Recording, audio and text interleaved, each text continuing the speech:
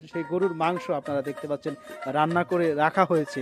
অর্থাৎ ওনাদের যে কাস্টমার যারা এখানে আসবেন এবং তারা কিন্তু ওই তৃপ্তি সহকারে কিন্তু এখানে এই গরুর মাংস দিয়ে খাবার খাবেন। এবং দর্শক সবাইকে স্বাগতম জানাচ্ছি স্বাধীনতা টিভি বাংলার পক্ষ থেকে।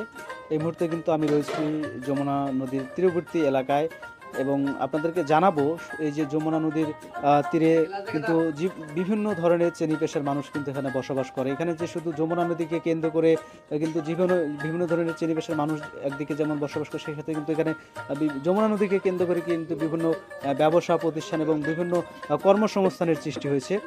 অর্থাৎ এই যমুনা নদীকে কেন্দ্র করে আমরা এখন যেখানে রয়েছি যমুনা হোটেল, অর্থাৎ এই যে যমুনা নদীর এই ঘাটে মূলত যেসব নিম্ন আয়ের নিম্ন শ্রেণীর মানুষ কাজ করে তাদের জন্যই কিন্তু মূলত এখানে একটি হোটেল গড়ে উঠেছে। এবং এই হোটেলে এইসব মানুষজন এখানে জেলে যারা রয়েছে অর্থাৎ মাছ ধরে এইসব শ্রেণীর পেশার মানুষই কিন্তু এখানে খাওয়া দাওয়া করে।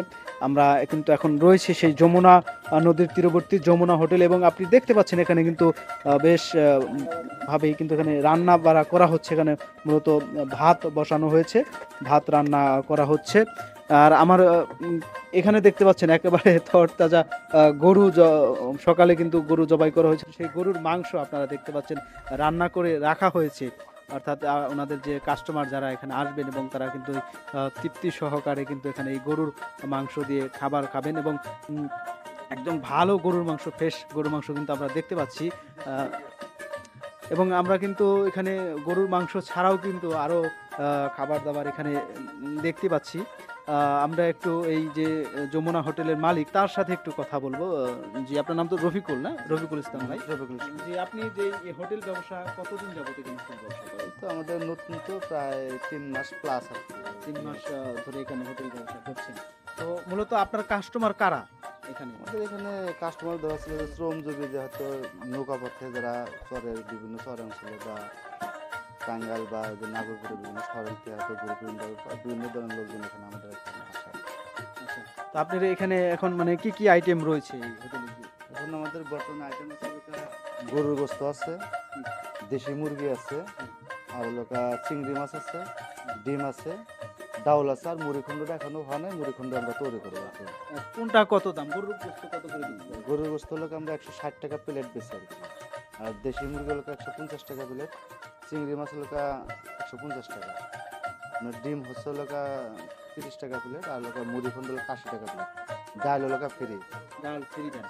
অর্থাৎ এখানে যে আপনি যে হোটেল ব্যবসা করছেন, তো প্রতিদিন কি পরিমাণ মানুষের আয়োজন আপনি করে থাকেন এখানে? মোটামুটি আমরা লোকা 150 থেকে 200 লোকের মানে ইয়ে করে আর কি, আয়োজন করেন।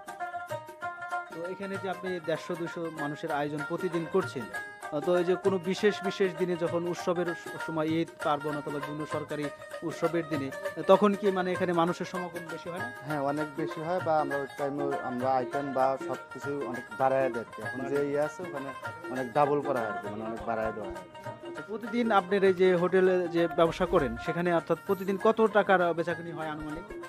এই আপনার হয়তো 15 থেকে 30 এর ভিতরে থাকে, 15,000 থেকে 30,000 এর ভিতরে থাকে। প্রতিদিন?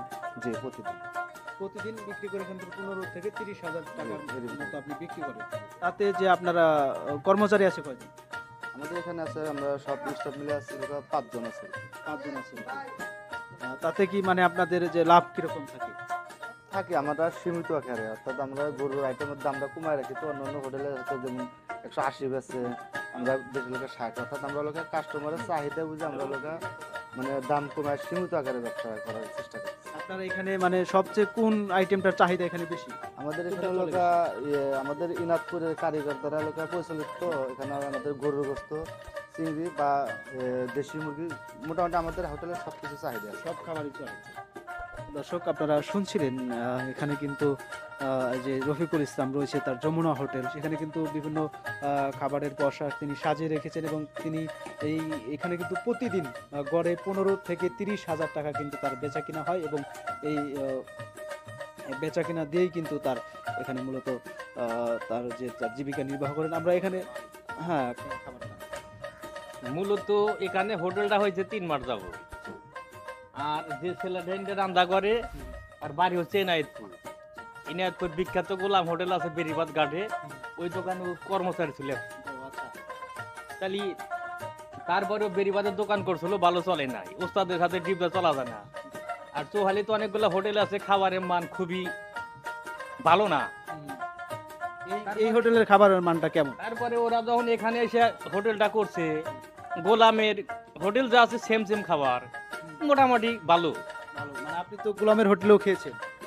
অবশ্যই খেয়েছি, এই আবার মোটামুটি এখানেও গোলাম খাচ্ছেন? হোটেল শুরু করছে কোন দোকানে খাই আমি 2016 সাল আপনি থেকে। তো গোলামের হোটেলে খেয়েছেন এবং এখানেও খেলেন, আপনি মানে স্বাদটা কিরকম এটা? একই কোয়ালিটি, একই quality। একটু 19-20 তো হবেই, আমার বাড়ি না একটু।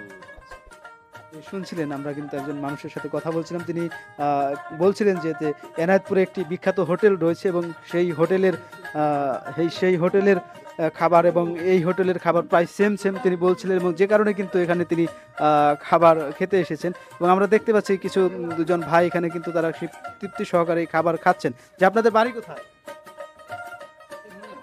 এখানে ভাই এখানে। আপনি কি করেন? স্টুডেন্ট। স্টুডেন্ট। আপনারা তো এই যে এখানে খাবার খাচ্ছেন, প্রায় প্রায় কি এখানে খাবার খান? জি প্রায় প্রায়। খাবারের মানটা কেমন কেমন লাগে? খাবারের মান ভালো আছে, দামটা কেমন? দাম ঠিক আছে, খাবারের মান হিসেবে ঠিক আছে। ঠিক আছে। আপনারা শুনছিলেন, আমরা কিন্তু এখানে যারা কাস্টমার এখানে খাবার খাচ্ছেন তাদের সাথে কথা বলে যেটা জানতে পারলাম, যে তারা কিন্তু যে খাবারের মানটা সেটা কিন্তু খুব ভালো, এবং তারা কিন্তু সব প্রশংসাই করলেন, যে এই হোটেলটির প্রশংসাই করেছেন তারা। দর্শক, আবারও দেখা হবে আপনাদের সাথে অন্য কোনো মানুষের জীবন গল্প নিয়ে অথবা